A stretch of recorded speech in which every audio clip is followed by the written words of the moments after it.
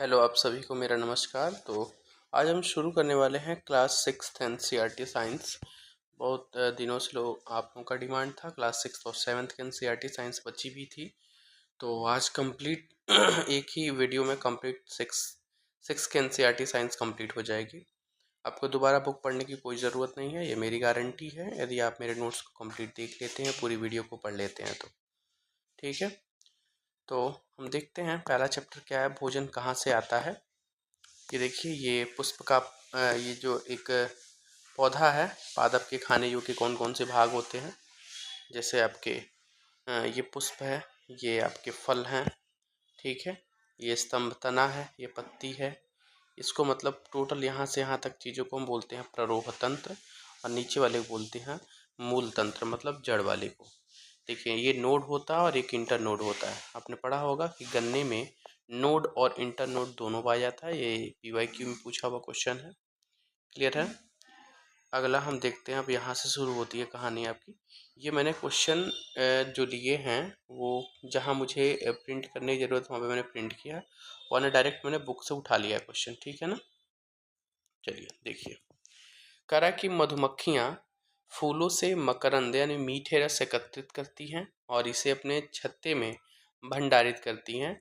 फूल और उनका मकरंद वर्ष के केवल कुछ समय में ही उपलब्ध होते हैं, अतः मधुमक्खियाँ क्या करती हैं, इस मकरंद का भंडारण कर लेती हैं, ठीक है, ताकि पूरे वर्ष भर इसका उपयोग किया जा सके।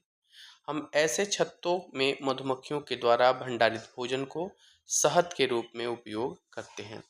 इस चैप्टर से इससे ज़्यादा कोई भी क्वेश्चन हमको इम्पोर्टेंट नहीं दिखा, तो बस आपको इतना ही पढ़ना है चैप्टर 1 से। अब आते हैं हम चैप्टर 2 की तरफ, भोजन के घटक। भोजन के घटक में देखिए, भोजन के घटक में आपको मिल जाएगा, ये पंजाब राज्य है, उसमें आपका अन्न का व्यंजन क्या होता है, तो मक्के की रोटी आपको पता है खाया जाता है, और सरसों दा साग खाया जाता है। इसमें दाल या मांस के जो व्यंजन होते हैं वो आपके राजमा के रूप में खाए जाते हैं, जैसे दाल खाई जाती है, राजमा ज़्यादा यहाँ पे चलता है। जैसे अब सब्जी यानी सरसों के साग होती हैं सब्जी में। अन्न में आपका दही और घी खाया जाता है, छाछ वाछ लेते हैं लोग। आंध्र प्रदेश में सबसे ज़्यादा आपका चावल खाया जाता है, और इसमें दाल में देखें तो अरहर यानी तूर की दाल होती है, जिसको रसम और एक चारू भी होता है। दूसरा क्या होता है, कुंदरू। कुंदरू की सब्जियां भी आपने खाया होगा, वो सब्जियां यहाँ पे सबसे ज़्यादा फेमस है। मट्ठा, घी और अचार, ये सब चीज़ें आपके अन्य व्यंजन में यहाँ पर ली जाती हैं। ये क्वेश्चन एग्जाम में आया हुआ है, आप लोग ध्यान दीजिएगा। चलिए, अब इस चैप्टर से रिलेटेड आपको जो जो भी आपके मिलने वाले हैं वो देखिए। जैसे दिया है यहाँ पर कि कच्ची सामग्री में हमारे शरीर के लिए कुछ आवश्यक घटक होते हैं, और इन घटकों में हम पोषक कहते हैं। इन घटकों को क्या कहते हैं, पोषक कहते हैं। अब कह रहा है कि हमारे भोजन में मुख्य पोषक जो होते हैं, कार्बोहाइड्रेट होगा, प्रोटीन होगा, वसा होगा, विटामिन होगा और खनिज लवण होगा। इन सब चीज़ों का उपयोग हमारे शरीर में पोषक तत्व के रूप में किया जाता है। इसके अतिरिक्त हमारे भोजन में रुक्षांश और जल भी शामिल होते हैं, जिनकी हमारे शरीर को क्या होती है, आवश्यकता होती है। क्लियर है मेरी बात। चलिए, अगला पॉइंट, बस आपको इससे ज़्यादा कुछ पढ़ने नहीं है, बिल्कुल जो जितना मैं पढ़ा रहा हूँ उतना ही पढ़ने की ज़रूरत है आपको। कह रहा कि इन परीक्षणों को करने के लिए आप देखेंगे आपको आयोडीन, कॉपर सल्फेट और कास्टिक सोडा विलयनों की आवश्यकता होगी। मतलब हम कैसे पहचानेंगे कि ये मेरा कार्बोहाइड्रेट है कि प्रोटीन है कि वसा है, क्या है कि प्रोटीन है। इन सभी को परीक्षण के लिए दो चीज़ चाहिए, एक आयोडीन चाहिए, कॉपर सल्फेट चाहिए, और कास्टिक सोडा, मतलब तीन चीज़ों विलयनों की आवश्यकता आपको पड़ सकती है। क्लियर है। ये आपका पूछा हुआ क्वेश्चन है। देखिए, कोई भी होगा, मैं पॉइंट, इंपॉर्टेंट पॉइंट ही केवल बताऊंगा आपको। कहिए, विभिन्न खाद्य पदार्थों की जांच करके देखें और किसमें कार्बोहाइड्रेट उपस्थित है। देखिए, कार्बोहाइड्रेट कई प्रकार के होते हैं। हमारे भोजन में पाए जाने वाले जो मुख्य कार्बोहाइड्रेट मंड और शर्करा के रूप में होते हैं। किसमें, किसके रूप में होते हैं हमारे भोजन में पाए जाने वाले कार्बोहाइड्रेट, मंड और शर्करा के रूप में होते हैं। क्लियर है मेरी बात। अब कह रहा है, अब यदि मान लीजिए किसी खाद्य पदार्थ में मंड है, तो इसका आसानी से परीक्षण हम कर सकते हैं। कैसे परीक्षण के लिए क्या करेंगे, आप खाद्य पदार्थ और कच्ची सामग्री की अल्प मात्रा लेंगे, उसमें तनु आयोडीन की विलयन 2 या 3 बूंद डालेंगे, और ये खाद्य पदार्थ के रंग में होने वाले परिवर्तन को देखेंगे। क्या यह नीला हुआ है कि काला हुआ है, या नीला या काला हो गया है। तो यदि ये आपका नीला या काला रंग उपस्थित होगा, उसमें क्या होगा, यदि आपका 2-3 आयोडीन विलयन डाल देते हैं तो देखेंगे कि वहाँ पर नीला या काला का रंग उपस्थित होता है तो उसको हम बोलेंगे कि यहाँ पे मंड इसमें उपस्थित है। क्लियर है मेरी बात? चलिए अब आते हैं हम। अब हम प्रोटीन की परीक्षण करते हैं। प्रोटीन के लिए क्या करते हैं? प्रोटीन में क्या होगा? प्रोटीन की परीक्षण के लिए किसी खाद्य पदार्थ की थोड़ी मात्रा लीजिए। जिस खाद्य पदार्थ का परीक्षण आप करना है आपको, यदि वह ठोस है तो पहले उसका पेस्ट बनाना अथवा चूर्ण बनाने की आवश्यकता होती है। क्लियर है ना?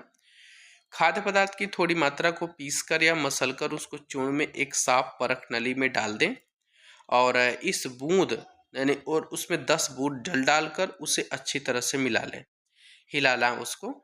अब यह ड्रॉपर की सहायता से परख नली में 2 बूंद कॉपर सल्फेट का विलयन और 10 बूंद कास्टिक सोडा का विलयन डालना है। उसके बाद फिर उसको अच्छी तरह से क्या करना है, परख नली में डाल करके इसको मिला लेना है। मिलाने के बाद से क्या देखेंगे आप, अब उसका बैगनी, अब क्या उसका रंग जो है मिलाने के बाद से क्या अब रंग उसका बैगनी हो रहा है? यदि बैगनी हो रहा है तो बैगनी रंग खाद्य पदार्थ में प्रोटीन की उपस्थिति को क्या दिखाता है? दर्शाता है। यानी किसी भी चीज को प्रोटीन दिखाना कि प्रोटीन है कि नहीं, तो उस पदार्थ का विलयन का रंग जो कैसा होगा? बैगनी होगा। कैसा होगा? बैगनी होगा। क्लियर है ना? वसा का परीक्षण तो मेरे ख्याल से आप सब लोग देखते होंगे, सब लोग जानते होंगे कैसे होता है। जैसे मान लीजिए कोई भी मतलब अपारदर्शी होता है, मतलब धुंधलापन वो चीज़ में होता है, वो पार्ट दिखाई नहीं देता है। देखना हो तो कोई पेपर लीजिए, पेपर को उस चीज़ को रखिए, हटाइए, देखिए उसमें क्या आपका थोड़ा सा ऑयली टाइप का हो रहा है कि नहीं हो रहा है। वो चीज़ें अच्छे से दिख नहीं पा रही हैं तो समझ जाएंगे इसमें क्या है, आपका वसा उपस्थित होता है। आसान था। चलिए ये कार्बोहाइड्रेट के कुछ सूत्र हैं। कार्बोहाइड्रेट में आपका चावल सबसे ज़्यादा पाया जाता है, बाजरा हो गया, गेहूं हो गया, शकरकंदी, ठीक है ना, जिसको हम स्वीट पोटैटो का नाम देते हैं, आलू है, गन्ना है, पपीता है, तरबूज है, आम है और मक्का है। इन सभी चीज़ों में क्या होता है, आपको कार्बोहाइड्रेट पाया जाता है। क्लियर है? अब आइए नेक्स्ट। हमने कहा कि हमने 3 पोषक तत्वों यानी कार्बोहाइड्रेट, प्रोटीन और वसा के लिए खाद्य पदार्थों का परीक्षण किया था। वैसे ही आप विटामिन और खनिज लवण जैसे भी हमारे खाद्य पदार्थ हैं उसमें भी ये चीज़ उपस्थित होता है, उनका भी परीक्षण आप चाहें तो कर सकते हैं। अब कह रहा है विभिन्न पोषक हमारे शरीर के लिए क्या करते हैं। कह रहा है कि जैसे जैसे अब इनका अलग अलग काम है, आप तो पहचान गए आप कैसे कैसे होते हैं ये। वैसे ही अब आप देखेंगे कि जो कार्बोहाइड्रेट होता है वो मुख्य रूप से हमारे शरीर को ऊर्जा प्रदान करता है। वसा से भी हमें ऊर्जा मिलती है। वास्तविकता यह है कि कार्बोहाइड्रेट की तुलना में वसा की समान मात्रा से हमें अधिक ऊर्जा प्राप्त होती है। और जो वसा और वसा और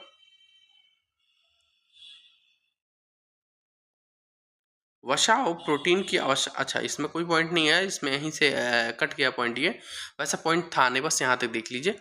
इसमें है आपको यहाँ से मैंने पॉइंट लिख दिया है कि वसा और कार्बोहाइड्रेट युक्त भोजन को ऊर्जा देने वाला भोजन भी कहते हैं। जो भोजन वसा और कार्बोहाइड्रेट से मिलता है उसको हम ऊर्जा देने वाला भोजन कहते हैं। देखिए ये आपके वसा से प्राप्त होने वाले कुछ भोजन हैं, आपके सामने है ये। वसा से और पादप से, जंतुओं से। ये आपका पहला है वसा से प्राप्त भोजन, जैसे आपके सूरजमुखी का तेल, नारियल का तेल, सोयाबीन का तेल, सरसों का तेल, ये आपका गिरी है, ये तिल है, ये मूंगफली है। ये सब के सब आपके वसा के कुछ स्रोत हैं।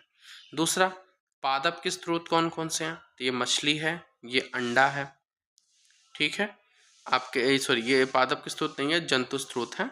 और ये पादप स्रोत है, ये जंतु स्रोत है, ठीक है ना। मतलब वसा ही है, दोनों में पाया जाता है, लेकिन ये आपके क्या है, पादप स्रोत है और ये जंतु स्रोत है। मछली, मांस, ये सब चीजें क्या है आपकी जंतु स्रोत है।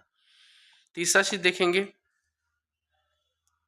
ये हैं आपके कुछ विटामिन ए के कुछ स्रोत हैं। विटामिन ए आपकी गाजर में पाया जाता है, पपीता हो गया, आम हो गए, सब के सब क्या है आपके विटामिन ए के स्रोत हैं। क्लियर है मेरी बात? दूसरी बात आप समझते हैं हम आपको कि ये आपकी विटामिन बी के कुछ स्रोत हैं। विटामिन बी के स्रोत में आपका चावल हो गया, गेहूं हो गया, यकृत हो गया, ये सब के सब क्या होते हैं आपके विटामिन बी के स्रोत हैं। वहीं विटामिन सी के स्रोत की बात किया जाए तो आपको अमरूद मतलब खट्टे फलों में, खट्टे चीज़ों में आपको विटामिन सी पाया जाता है। जैसे मिर्चा हो गया, नींबू हो गया, आंवला हो गया, संतरा हो गया, टमाटर हो गया, इन सब के सब में विटामिन सी पाया जाता है। उम्मीद करते हैं समझ में आ गया होगा। चलिए अब हमारे शरीर में जो है ना प्रोटीन का काम क्या है, तो प्रोटीन की आवश्यकता शरीर की वृद्धि के लिए होती है। किसके लिए?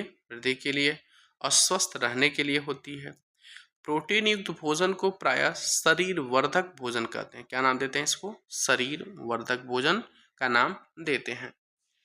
अगला पॉइंट देखते हैं इसमें, करा कि विटामिन रोगों से हमारे शरीर की रक्षा करते हैं। विटामिन क्या करते हैं? अब प्रोटीन की बात तो देखिए कि शरीर वृद्धि करते हैं, स्वस्थ रखते हैं, ऐसे तो शरीर वर्धक भोजन कहते हैं। अब विटामिन की बात है, विटामिन हमारे शरीर की रक्षा करते हैं। विटामिन हमारी आँख, अस्थियों, दांत और मसूड़ों को स्वस्थ रखने में भी सहायता करते हैं। वहीं देखें तो विटामिन कई प्रकार के होते हैं, इन्हें अलग अलग नामों से जानते हैं। जैसे आप किसमें देखेंगे, vitamin A, vitamin B, vitamin C, vitamin D, vitamin E, vitamin K. कितने विटामिन होगा टोटल 6 प्रकार के विटामिन पाए जाते हैं, A B C D E के। ठीक है ना। विटामिन के एक समूह को विटामिन बी कॉम्प्लेक्स के नाम से जानते हैं, जो आपको पता है कि शरीर में जब भूख नहीं लगता है आपको, तो विटामिन बी कॉम्प्लेक्स की गोलियां दी जाती हैं। तो बी कॉम्प्लेक्स आपका विटामिन के समूह होता है। इसमें हमारे शरीर को सभी प्रकार के विटामिनों की थोड़ी थोड़ी मात्रा जरूर होनी चाहिए, इसकी आवश्यकता पड़ती है। जैसे यहाँ पे देखिए बात हम देख रहे हैं कि हमारा जो विटामिन ए है वो हमारी त्वचा और आँखों को स्वस्थ रखता है। यानी विटामिन ए आँखों को स्वस्थ रखने में, विटामिन ए की कमी से आपको रतौंधी होता है, विटामिन ए की कमी से आपको आँखों का दिखना कम, मतलब किसी चीज़ का दिखना कम हो जाता है। ठीक है। और क्या रहा है, विटामिन जो सी होता है ना, बहुत रोगों से लड़ने में हमारी मदद करता है। ठीक है।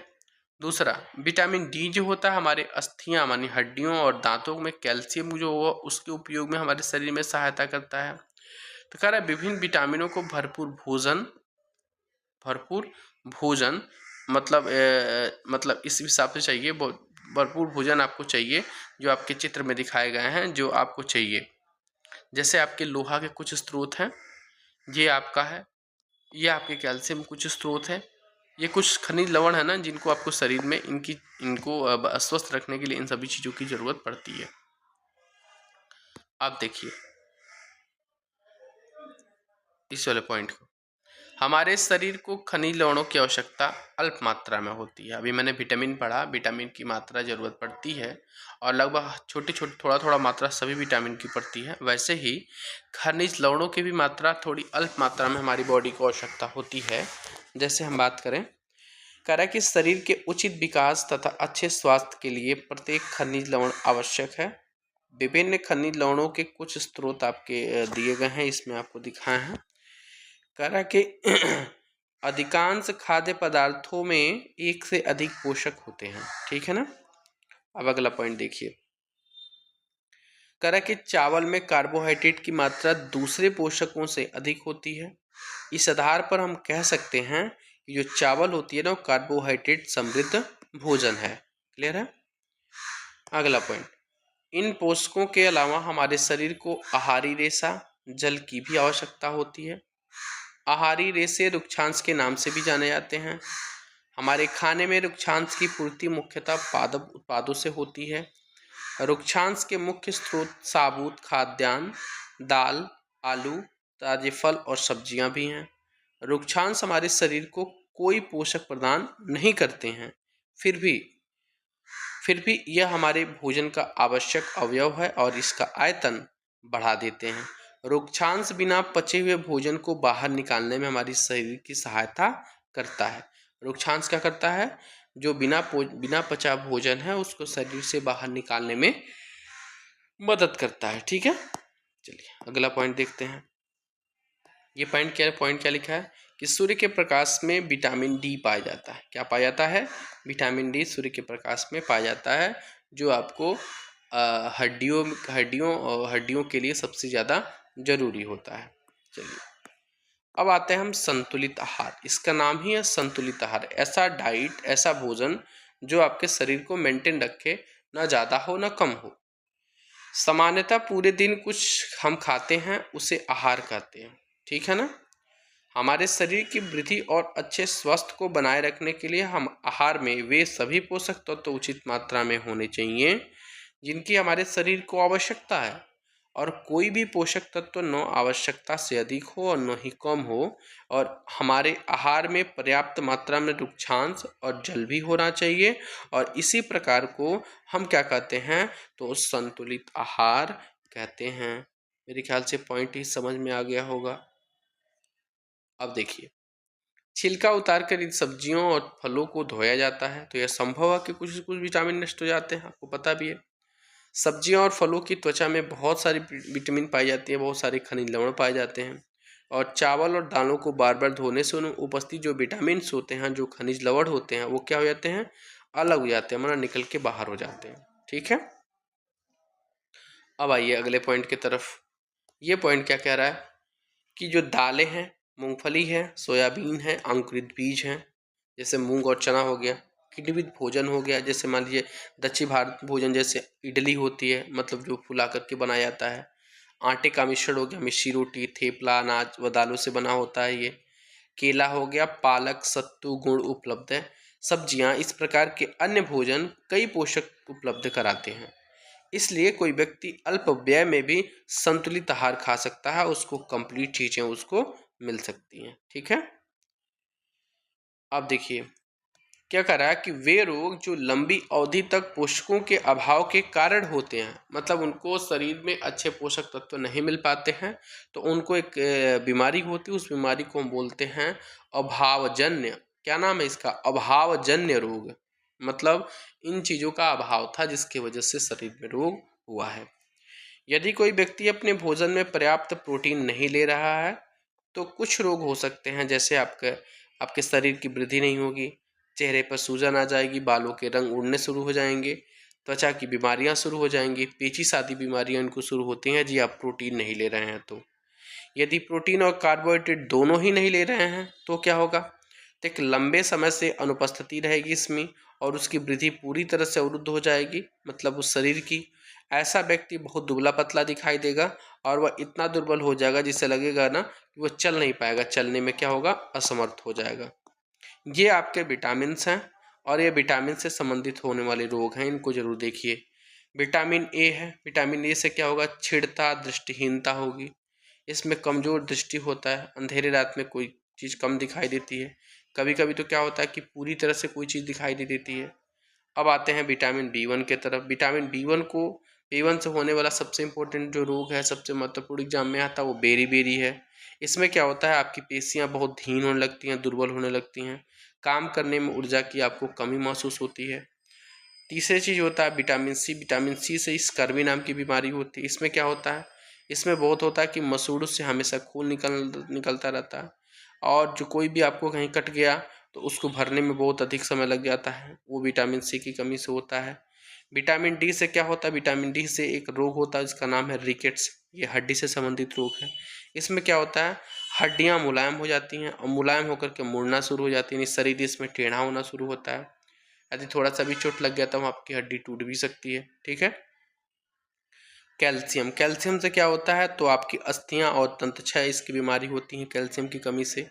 इस कमी से आपके कमजोर अस्थियां होने लगती हैं, दंतक्षय होने लगते हैं। आयोडीन, इसमें एक नाम बीमारी होती है घेंगा, जिसको हम गाइटर बोलते हैं। इसमें आपके गर्दन पे स्वेलिंग होती है बहुत बड़ा सा, और इसमें गर्दन में ग्रंथि का फूल जाना होता है। बच्चों में मानसिकता से विकलांगता आती है आयोडीन की कमी होगी तो। लोहा, लोहा से क्या होगी, अरक्तता, मतलब खून की कमी होगी, और पता है खून की कमी होगी तो हमें क्या होगी, कमजोरी महसूस होगा। इसी के साथ चैप्टर नंबर 2 हम खत्म करते हैं। चैप्टर नंबर 2 से संबंधित कुछ इंपॉर्टेंट सारांश दिए गए हैं जो आपको नोट्स में प्रोवाइड कर दिए जाएंगे, इनको आप जरूर पढ़ लीजिएगा। इसको मैं नहीं पढ़ाऊँगा, टाइम इसमें वेस्ट होगा आपका, और आपको नोट्स प्रोवाइड किए जाएंगे, उस नोट्स के तहत आप इसको पढ़ लीजिएगा। इस नोट्स को लेने के लिए ना आपको मेरे टेलीग्राम चैनल को ज्वाइन करना पड़ेगा। इसका लिंक आपको डिस्क्रिप्शन में मिल जाएगा, जाके ज्वाइन करिए और फ्री आप कॉस्ट PDF डाउनलोड करिए और पढ़िए, और वहाँ से डाउनलोड करिए, फिर निकालिए, फिर वीडियो देखिए। एक बार पहले नॉर्मल वीडियो देखिए, फिर उसको प्रिंट आउट कराइए, निकालिए, दोबारा वीडियो देख करके अंडरलाइन करिए। क्लियर है, तो दोबारा आपको अच्छे से समझ में आएगा। चलिए अब हम चलते हैं चैप्टर नंबर 3 की तरफ, जो है तंतु से वस्त्र तक। कुल मिला के 68 पेज की PDF है ये, लेकिन ये गारंटी है आपको दोबारा NCERT क्लास 6 की साइंस नहीं पढ़नी पड़ेगी मेरे नोट्स के अलावा। ठीक है ना। कुछ वस्त्रों जैसे सूती, जूट, रेशमी, ऊनी के कुछ तंतु पादपों और जंतुओं से प्राप्त होते हैं। इनको बोलते हैं प्राकृतिक तंतु। क्या बोलते हैं? प्राकृतिक तंतु। और रुई तथा जूट जो पटसन से निकलता है, पादपों से प्राप्त होता है, मतलब पौधों से प्राप्त होता है। कह रहा है कि ऊन और रेशम हो के ये जंतु से प्राप्त होते हैं। ऊँट, भेड़ और बकरी ये आपके कार्तिक ऊन से प्राप्त होती है, ठीक है ना, मतलब इनके बालों को काटा जाता है, काट करके ऊन प्राप्त किया जाता है। अगला पॉइंट इसी में है, इसे खरगोश, याक और ऊँट के बालों से भी प्राप्त किया जाता है। क्लियर है? रेशमी तंतु जो होती है ना, वो रेशम कीट यानी कोकून से खींचा जाता है। जो आपके रेशम होता है ना, रेशम के पौधों से इन कीटों का उत्पादन होता है, जिसमें कोकून से उस क्या होता है, वो आपका रेशा निकलता है, यानी रेशम प्राप्त किया जाता है शहतूत के पत्तों से। ठीक है ना। अगला पॉइंट है कि हजारों वर्ष तक वस्त्र निर्माण के लिए केवल प्राकृतिक तंतुओं का ही उपयोग होता था। पिछले लगभग 100 वर्षों से अधिक रासायनिक पदार्थों, जिनका स्रोत पादप और जंतु नहीं है, इनसे भी तंतुओं का निर्माण किया जा रहा है। तंतु का मतलब हो गया जिससे आपके कपड़े बनाए जाते हैं, ठीक है ना। इन्हें संश्लिष्ट तंतु कहते हैं, यानी जो आपका क्या बोलते हैं, जैसे इसमें बोला संश्लिष्ट तंतु किन्हें बोलते हैं, तो जो रासायनिक पदार्थों का उपयोग करके बनाए जाते हैं जो तंतु, उनको बोलते हैं। ठीक है ना। कह रहे कि पॉलिस्टर हो गया, नायलॉन हो गया और एक्रिलिक हो गया, ये सभी के सभी संश्लिष्ट तंतुओं के उदाहरण हैं। ये प्राकृतिक पादप से नहीं प्राप्त किए जाते हैं। चलिए अगला पॉइंट है, इसमें कह रहा है कि जो साधारणतया जो कपास के पौधे होते हैं वहाँ उगाए जाते हैं जहाँ की मृदा काली हो, जलवायु काफ़ी उष्ण हो। क्या आप ऐसे राज्यों के नाम बता सकते हैं? तो बता सकते हैं ना आप, जैसे आपके पश्चिम बंगाल हो गया, इस प्रकार के हैं। जैसे आपके बिहार के कुछ पार्टों में पाया जाता है। कह रहा है कि कपास पादप के फल यानी कपास गोलक बोलते हैं, लगभग नींबू की माप के होते हैं। पूर्ण परिपक्व होने पर बीज को तोड़ लिया जाता है, टूटकर खुल जाते हैं और खुलने के बाद से उसमें आप देखेंगे अब आप कपास तंतु से ढके बिनौले यानी कपास के बीज को देखा जा सकता है। और इस समय क्या होता है कि इस समय खेत कपास के परिफुल्लों मतलब रोओं से इतना श्वेत हो जाता है कि वो एकदम वाइट खेतों में दिखता है। ठीक है ना, एकदम वाइट सा दिखने लगेगा। यही बात है, ये जूट या पटसन है। पटसन तंतु को पटसन पादप के तने से प्राप्त किया जाता है। भारत में इसकी खोज वर्षा ऋतु में की जाती है, मतलब खेती की जाती है इसकी। भारत में पटसन को प्रमुख रूप से पश्चिम बंगाल, बिहार, असम के राज्यों में पाया जाता है। सामान्यतः पटसन जो होती है ना, वो फसल को पुष्पन अवस्था में काटते हैं, मतलब जैसे ही पुष्प रहता है तभी हम काट लेते हैं। फसल कटाई के पश्चात पादपों के तनों को कुछ दिनों तक जल में डुबोकर रखते हैं। फिर क्या होता है कि ऐसा करने पर तने गल जाते हैं और उन्हें पटसन तंतुओं को हाथों के द्वारा निकाल लिया जाता है, मतलब पृथक कर लिया जाता है। ठीक है ना। ये पटसन के पादप होते हैं, ये थोड़े से हरे रहते हैं तभी निकाल लिया था। और इनके जो ये वाले पार्ट होते हैं ना, तने वाले पार्ट, इसी में से पटसन निकाला जाता है अलग अलग करके। अब कह रहा है कि वस्त्र को बनाने से पहले इन सभी तंतुओं को धागों में परिवर्तित कर लिया जाता है, तब जाकर के तो वस्त्र बनते हैं।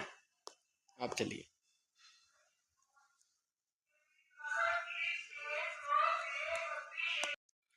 कह रहा है कि जो आपकी ये होती है रेशों से तागा बनाने की प्रक्रिया हम कताई कहते हैं।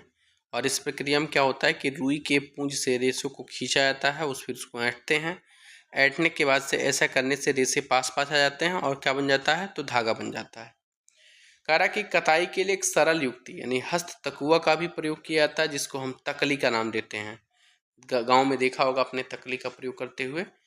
हाथ से प्रचलित कताई में उपयोग होने वाली एक अन्य युक्ति चरखा भी है। चरखा के उपयोग को राष्ट्रपिता महात्मा गांधी ने स्वतंत्रता आंदोलन के पक्ष में एक लोकप्रियता उसको प्रदान की थी। उन्होंने लोगों को अपने हाथ से कते हुए धागों के बने हुए वस्त्रों को पहनने के लिए प्रेरित किया था। और इससे क्या था कि ब्रिटेन की चीज़ें आपको आयात जो होती थी बड़ी मात्रा में, ब्रिटेन की मिलों में बने जो आयातित कपड़े का बहिष्कार किया था। बहिष्कार करें लोग और अपने घर का, अपने देश का बनाई हुई चीज़ों को उपयोग करें। खादी के प्रचलन को बढ़ावा मिला था। अब इसके लिए क्या हुआ, भारत सरकार को 1956 में क्या हुआ, 1956 में एक संगठन का निर्माण किया जिसे खादी एवं ग्रामोद्योग आयोग कहते हैं। अब देखे होंगे आपके शहरों में अलग अलग जगहों में खादी एवं ग्रामोद्योग आयोग गठित है। वहाँ पे आपका खादी सामग्री मिलती है। इससे मान लीजिए कोई भी कपड़े मिल जाएंगे, कोई सामग्री मिल जाएगी। तो इसका जो स्थापना हुआ था आपके भारत में आपके स्वतंत्रता के बाद हुआ था 1956 में। कह रहा है कि बृहद पैमाने पर तागों की कताई का कार्य कताई मशीनों की सहायता से अब किया जाता है कि कौन बैठ के हाथ से करने जाएगा। अब कताई के पश्चात तागों का उपयोग वस्त्रों के उत्पादन बनाने में किया जाता है। ठीक है ना, ये पॉइंट देखेंगे कि ये कह रहा है कि तागों के 2 सेट होते हैं, इसको हम आपस में व्यवस्थित करके वस्त्र बनाने की प्रक्रिया को बुनाई या वीविंग कहते हैं। और यहाँ पर दिया है एक पॉइंट कि तागे से वस्त्र बनाने की कई विधियां हैं, जिसमें 2 प्रमुख विधियां हैं। पहला क्या है बुनाई और दूसरा क्या है बंधाई। 2 पार्ट है। बुनाई हमने पढ़ लिया कि तागों के 2 सेटों को आपस में व्यवस्थित करके वस्त्र बनाने की प्रक्रिया को बुनाई कहते हैं, वीविंग कहते हैं। इसमें हम पॉइंट देखते हैं। इसका पॉइंट है लिखे हैं हम कि पूर्व में भारतवासी रुई से बने वस्त्र पहनते थे जो गंगा नदी के निकटवर्ती क्षेत्रों में उगाई जाती थी। क्लियर है ना। उसके बाद कह रहा है कि एक फ्लैक्स होता है। फ्लैक्स में भी एक पादप है जिसमें प्राकृतिक तंतु प्राप्त होता है। प्राचीन मिस्र में वस्त्रों को बनाने के लिए रुई तथा फ्लैक्स की कृषि नील नदी के निकटवर्ती क्षेत्रों में की जाती थी। जो फ्लैक्स है उसकी कृषि नील नदी के निकटवर्ती क्षेत्रों में की जाती थी। इसके सारांश दिए हुए हैं इस चैप्टर के, जो काफ़ी इंपॉर्टेंट है, आप उसको देख लीजिएगा। तो हम आगे बढ़ें, आगे चलते हैं चैप्टर नंबर 4 की तरफ, जो वस्तुओं के समूह का बनना। आइए इस पार्ट को देखते हैं। इसमें है कि पदार्थ जिनमें इस प्रकार की द्युति होती है वे प्रायः धातु होते हैं। लोहा, तांबा, एल्युमिनियम, सोना धातुओं के उदाहरण है। कुछ धातुएं बहुधा अपनी चमक को खो देते हैं और ध्रुतीन मतलब कि निष्प्रभावी हो जाते हैं। इस प्रकार से वो दिखने लगते हैं। ऐसा उन पर वायु तथा नमी की अभिक्रियाओं के कारण होता है। इसलिए हमें केवल ताजे कटे पृष्ठों पर ही धुती दिखाई देती है। क्लियर है। अगला पॉइंट कह रहा है कि कुछ गैसें जल में विलेय हैं जबकि अन्य नहीं हैं। सामान्यतः जल में कुछ गैसें थोड़ी मात्रा में विलीन होती हैं। उदाहरण के लिए यदि जल में विलीन ऑक्सीजन गैस है, जल में रहने वाले जंतुओं और पादपों की उत्तरजीविता के लिए अत्यंत महत्वपूर्ण है। अत्यंत महत्वपूर्ण है। अगला पॉइंट, ऐसे पदार्थ जिसे होकर वस्तुओं को देखा जा सकते हैं परंतु बहुत स्पष्ट रूप से आप नहीं देख पाते हैं, उनको हम पारभासी कहते हैं। कागज पर लगे जो तैलीय धब्बे होते हैं वो इसके स्पष्ट उदाहरण है। अतः हम पदार्थों को पारदर्शी और अपारदर्शी पारभासी रूपों में क्या कर सकते हैं, इसको बांट सकते हैं। बस इतना ही इससे इम्पोर्टेंट पॉइंट था। और कुछ सारांश दिए गए हैं इस चैप्टर के, जैसे आपके विभिन्न प्रकार के पदार्थों के गुण अलग, इस प्रकार की चीज़ों को आप पढ़ सकते हैं। कुछ ज़्यादा इंपॉर्टेंट नहीं है इसमें। चलिए हम आते हैं चैप्टर नंबर 5 की तरफ। क्या है चैप्टर नंबर 5? पदार्थों का पृथक्करण।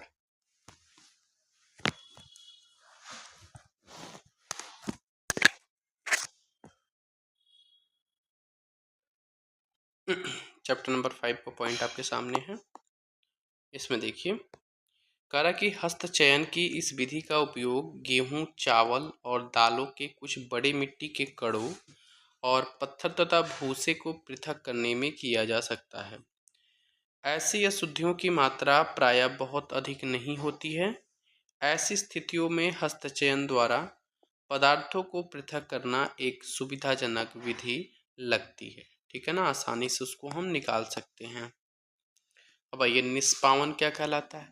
किसी मिश्रण के अवयव को इस प्रकार पृथक करने की विधि निष्पावन कहलाती है। निष्पावन का उपयोग पवनों और वायु के झोंकों के द्वारा मिश्रण से भारी और हल्के अवयवों को पृथक करने में किया जाता है। जैसे गांव में नहीं बोलते हैं ओसा दो, तो जैसे कोई भी अनाज को आप देखते हैं गेहूं के दिनों में धान के फसलों की रुपाई के बाद जो कटाई होती है उसकी, तो उसमें से जो खरपतवार होते हैं उनको इकट्ठा करके और एक पंखी होती है, पंखी को चलाया जाता है और उसको निष्पावन विधि के द्वारा ही उसमें से मिश्रण को झोंकों के द्वारा अलग किया जाता है। साधारणतया किसान इस विधि का उपयोग हल्के भूसे को भारी अन्य कणों से पृथक करने के लिए करते हैं। मैंने यही बताया आपको। चलिए अगला पॉइंट हम देखते हैं। इसमें ये है पॉइंट आपके सामने कि चालन द्वारा पत्थर, डंडिया और भूसा को निष्पावन तथा थ्रेसिंग के बाद गेहूं में रह जाते हैं, उनको दूर किया जाता है चालन के द्वारा। कारण कि चरण विधि का उपयोग मिश्रण के दो ऐसे अवयव जिनकी हम अमापों में अंतर हो उनको पृथक करने में उपयोग किया जाता है। मिश्रण में जल मिलाने पर भारी अवयवों के नीचे तली में बैठ जाने के पराक्रम को अवसादन कहते हैं। अवसादित मिश्रण को बिना हिलाए जल को मिट्टी सहित उड़ेलने की क्रिया ही क्या कहलाती है? निस्तारण कहलाती है। अब पॉइंट है ये कि यही सिद्धांत ऐसे द्रवों के मिश्रण को पृथक करने में भी उपयोग लाया जाता है जो आपस में मिश्रित नहीं होते हैं। उदाहरण के लिए तेल तथा जल को उनके इस मिश्रण से इस विधि के द्वारा पृथक किया जा सकता है। यदि द्रव के ऐसे मिश्रणों को कुछ समय के लिए रहने दिया जाए तो वे पृथक पृथक परतों में बट जाते हैं और इसके बाद अवयव ऊपरी परत बनाता है और उसे निस्तारण विधि के द्वारा हम क्या कर सकते हैं? तो पृथक कर सकते हैं। चलिए अगला पॉइंट आपके सामने। अगला पॉइंट है कि साधारणतया फलों और सब्जियों के रसों को पीने से पहले उनसे बीजों और ठोस कणों को पृथक किया जाता है। निस्यंदन विधि का उपयोग घरों पर पनीर बनाने में भी किया जाता है। देख लीजिएगा, यानी घरों पर पनीर बनाने की विधि के लिए हम निस्यंदन विधि का प्रयोग करते हैं। आपने देखा होगा कि पनीर बनाने के लिए दूध को उबालने से पहले उसमें नींबू का रस मिलाया जाता है। इससे पनीर के ठोस कणों और द्रव का मिश्रण प्राप्त हो जाता है और पनीर को इस मिश्रण के से कपड़े या छन्नी से फिल्टर करके पृथक प्राप्त कर लिया जाता है। अब है कि आपके विचार से नमक कहाँ से आता है? समुद्र के जल में अत्यधिक मात्रा में लवण मिश्रित होते हैं क्योंकि समुद्र का पानी खारा होता ही है। इन्हीं लवणों में से एक लवण साधारण नमक है। जब समुद्र के जल को बड़े बड़े उथले गड्ढों में भरकर छोड़ दिया जाता है तो सूर्य के प्रकाश से जल गर्म होकर वाष्पन के द्वारा धीरे धीरे वाष्प में बदलने लगता है। कुछ समय के बाद क्या होता है कि सारा जल वाष्पित हो जाता है और ठोस लवण नीचे बच जाते हैं। तत्पश्चात इन लवणों के मिश्रण का शोधन करके हम साधारण नमक प्राप्त कर लेते हैं। Clear point? अब आइए अगला पॉइंट देखते हैं।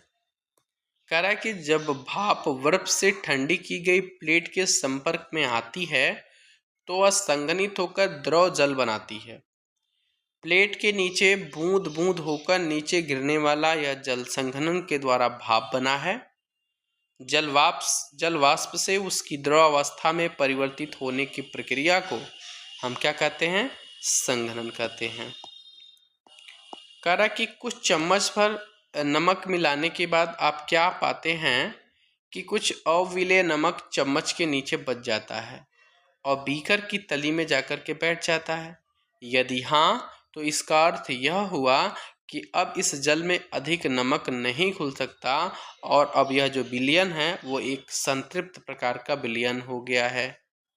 अब इससे ज़्यादा नमक नहीं मिल सकता है तो यह विलयन अब संतृप्त विलयन का उदाहरण है। चलिए अगला पॉइंट देखते हैं। इसमें वही पॉइंट है जो मैंने आपको सारांश की बात बताई है। देखिए, जो भी व्यक्ति सारांश नहीं पढ़ेगा वो चैप्टर में बहुत सारे पॉइंट आपको छूट जाएंगे, तो आपको सभी सारांश वाले पॉइंट पढ़ने हैं। ठीक है, आ जाइए हम चैप्टर नंबर 6 की तरफ मूव करते हैं। इसमें कोई भी इम्पोर्टेंट पॉइंट आपको नहीं मिलेंगे। अब हम चलते हैं चैप्टर नंबर 7 की तरफ, पौधों को जानिए। आइए चैप्टर नंबर 7 की तरफ चलते हैं। यह है चैप्टर नंबर 7 का पॉइंट। कह रहा कि लक्षणों के आधार पर हम अधिकांश पौधों को 3 संवर्गों में वर्गीकृत कर सकते हैं। ये आपके कौन कौन से हैं? पहला साग, झाड़ी, और वृक्ष, इन 3 वर्गों में हम पौधों को बांट सकते हैं। हरे और कोमल तने वाले पौधे साग कहलाते हैं और ये सामान्यतः क्या होते हैं, छोटे होते हैं। इनमें अक्सर क्या होती हैं, तो शाखाएं नहीं होती हैं। ये आपके 3 चीज दिया हुआ है। ये आपका पहला है, आपका ये साग है, दूसरा आपकी झाड़ी है और तीसरा आपके क्या होते हैं, वृक्ष होते हैं। क्लियर है? देखिए, कुछ पौधों में शाखाएं तने के आधार के समीप निकलती है और तना कठोर होता है परंतु अधिक मोटा नहीं होता। इन्हें हम झाड़ी कहते हैं और ये काफ़ी बड़े नहीं होते हैं। लेकिन कुछ पौधे बहुत ऊंचे होते हैं, इनके तने काफ़ी सुदृढ़ और नीचे गहरे तक होते हैं। इनकी शाखाएं भूमि से अधिक ऊंचाई पर होती हैं और इनके तने के ऊपरी भाग से निकलती हैं। इन्हें हम क्या कहते हैं, तो वृक्ष कहते हैं। तो तीनों पार्ट समझ में आ गया। चलिए इसको देखते हैं। कह रहे कि कमजोर तने वाले पौधे सीधे खड़े नहीं हो सकते या भूमि पर फैल जाते हैं और इन्हें भी बिसर्पी लता कहते हैं। जो नीचे फैल जाते हैं बिसर्पी लता कहते हैं। जबकि कुछ पौधे सहायता से ऊपर की तरफ चढ़ते हैं, जिसको हम क्लाइंबिंग ट्री का नाम देते हैं। ऐसे पौधे आरोही कहलाते हैं। यह साग, झाड़ी और पेड़ों से क्या होते हैं, बिल्कुल अलग होते हैं। ये आपकी लताएं होती हैं जो किसी के सहारे ऊपर तक चढ़ा दी जाती हैं। ठीक है, आइए अगला पॉइंट की तरफ बढ़ते हैं हम। ये है आपका, ये आपका पत्ती है, ठीक है ना। इस पत्ती को देखेंगे आप। पत्ती में ये पत्ती का ये नीचे वाला पार्ट ये तना है और ये जो जिससे तना आपका जुड़ा होता है, ये वाला पार्ट, इसको हम बोलते हैं क्या, पर्णवृंत। तो ये आपका क्या होता है, तना होता है। और ये क्या होता है आपका, तो ये पटल होता है। क्या होता है ये होता है पटल। तो पत्ती का वह भाग जिसके द्वारा वह तने से जुड़ी होती है उसको हम पर्णवृंत बोलते हैं और पत्ती के जो चपटे हरे भाग होते हैं उसको हम फलक बोलते हैं। और क्या आप आसपास के पौधे के पत्तियों को, इन भागों की पहचान कर सकते हैं? क्या इस सभी पत्तियों में पर्णवृंत पाया जाता है? तो क्या सभी पत्तियों पाया जाता है, इससे आप देख सकते हैं। अगला पॉइंट, पत्ती की इन रेखित संरचनाओं को हम क्या कहते हैं, तो सिरा कहते हैं। क्या आपको पत्ती के मध्य एक मोटी की सिरा दिखाई देती है, इसे हम क्या कहते हैं, तो मध्य सिरा कहेंगे। पत्तियों पर सिराओं के द्वारा बनाए गए डिजाइन को हम सिरा विन्यास कहते हैं। यदि यह डिजाइन मध्य सिरा के दोनों ओर जाल के जैसा है तो यह सिरा विन्यास जालिका रूप कहलाता है। क्या कहलाता है, जालिका रूप कहलाता है। आपने देखा होगा कि घास की पत्तियों में सिराएं एक दूसरे के समांतर होती हैं, तो ऐसे सिरा विन्यास को हम क्या कहते हैं, समांतर सिरा विन्यास, सिरा विन्यास कहते हैं। क्लियर है? कह रहा कि जल की बूंदें, यह बूंदें पत्ती से जलवाष्प के रूप में निकली हैं। इस क्रिया को वाष्पोत्सर्जन कहते हैं। इस पराक्रम के द्वारा पौधे बड़ी मात्रा में जल को वायुमंडल में छोड़ते हैं। क्लियर है? चलिए अब हम पॉइंट देखते हैं। ये आपकी मूसला जड़ है और आपके रेशेदार जड़ है। मूसला जड़ है, मूसला जड़ आपकी काफ़ी जड़ों तक नीचे तक आती है और रेशेदार जड़ होती है काफ़ी दूर, ये काफ़ी नीचे तक नहीं आती लेकिन बहुत फैली फैली रहती है। ठीक है ना। चलिए इस पॉइंट को हम देखते हैं। जिन पौधों की जड़ें इसमें करा, इसकी चित्र की तरह, उन जड़ों को हम मसूला जड़ कहते हैं और छोटी जड़ों को पार्श्व जड़ कहते हैं। जिन पौधों की जड़ें आपके इसके समान हैं, बी वाले के समान, उन जड़ों में उसकी मुख्य जड़ नहीं होती है। इसमें सभी जड़ एक समान रूप से दिखाई देती हैं और इसको हम जकड़ा जड़ या झकड़ा जड़ कहते हैं और इसको रेशेदार जड़ का भी नाम देते हैं, क्योंकि चारों तरफ से क्या करती है, आपको जकड़ी रहती है, बांधी रहती है। ये आपके पुष्प का भाग है। पुष्प के भाग को, ये वाला जो पार्ट होता है इसको हम बोलते हैं स्त्री केसर और ये वाला जो आपका पार्ट होता है, जो आपके पौधे ऐसे निकले होते हैं, इसको पुंकेसर का नाम देते हैं और इसको हम बोलते हैं, ऊपर वाला जो पीला पीला पार्ट होता है उसको हम परागकोश का नाम देते हैं। ठीक है। चलिए अगला पॉइंट। अब जो स्त्री केसर होता है वो क्या होता है, पुष्प के केंद्र में स्थित होता है। क्लियर है? पुष्प के केंद्र में आपकी स्त्री केसर उत्पन्न होता है। ये आपका स्त्री केसर का भाग है जिसमें इसको मंडासे का नाम दिए थे आपका। सबसे ऊपर वर्तिकाग्र पाया जाता है और ये वर्तिका, ये तीनों के तीनों पार्ट क्या है, स्त्री केसर। कौन कौन से, वर्तिका, वर्तिकाग्र और अंडाशय। क्लियर है? इससे संबंधित आपके जो भी सारांश दिए गए हैं उनको आप जरूर पढ़िएगा, ये बहुत इंपॉर्टेंट है। तो हम चलते हैं अब आपको चैप्टर नंबर 8 की तरफ, शरीर में गति। क्लियर है?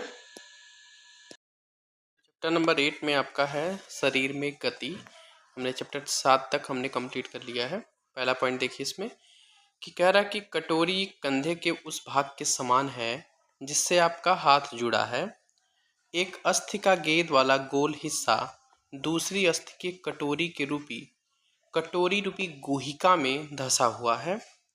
इस प्रकार की जो संधि है वो सभी दिशाओं में क्या होता है, तो गति प्रदान करता है। ये आपकी है जो 8.3 का चित्र है जिसमें दिखाया गया है। ये आपकी संधि होती है, ठीक है। ये आपकी कटोरी टाइप की, जिसको हम कंदुक खल्लिका का नाम देते हैं। ये जांघ की अस्थि होती है, ये श्रोणीय अस्थि है, तो ये कंदुक खल्लिका संधि है ये। अगला पॉइंट है आपका गर्दन तथा सिर को जोड़ने वाली जो संधि होती है ना, वो धुराग्र संधि कहलाती है। क्लियर है। हिंज एक दिशा में गति होने देता है। कोहनी में हिंज संधि होती है। हिंज संधि कहाँ होती है, तो कोहनी में होती है, जिसे केवल आगे और पीछे एक ही दिशा में गति हो। क्लियर है। अगला पॉइंट, ऊपरी जबड़ों तथा कपाल के मध्य अचल संधि पाई जाती है। जो ऊपरी जबड़ा है और कपाल है उसके मध्य क्या पाई जाती है, तो अचल संधि पाई जाती है। वक्ष की अस्थि और मेरुदंड से जुड़कर एक बक्से की रचना करती है। इस संकर रूपी बक्से को पसली पिंजर कहते हैं और वक्ष के दोनों तरफ 12 पसलियां होती हैं। हमारे शरीर के कुछ महत्वपूर्ण अंग इसमें क्या होते हैं, तो सुरक्षित रहते हैं। मेरुदंड लगभग 33 कोशिकाओं से मिलकर बना होता है। पसली पिंजर भी वक्ष क्षेत्र की इन अस्थियों से ही जुड़ा होता है। उसके बाद कान के जो ऊपरी भाग में उपस्थित एक हड्डी पाई जाती है, उपास्थि होती है। ये क्या होती है, उपास्थि। एक प्रकार की हड्डी होती है, बहुत कोमल होती है, जो बहुत ही कोमल हड्डी होती है। इसे आसानी से मोड़ा जा सकता है। वो कहाँ पाया जाता है, सबसे नरम हड्डी, तो कान में पाई जाती है। क्लियर है। चलिए इस पार्ट को देखिए। ये क्या है, ये केंचुआ की गति है, ठीक है ना। इस केंचुए की गति को दिखाया गया है।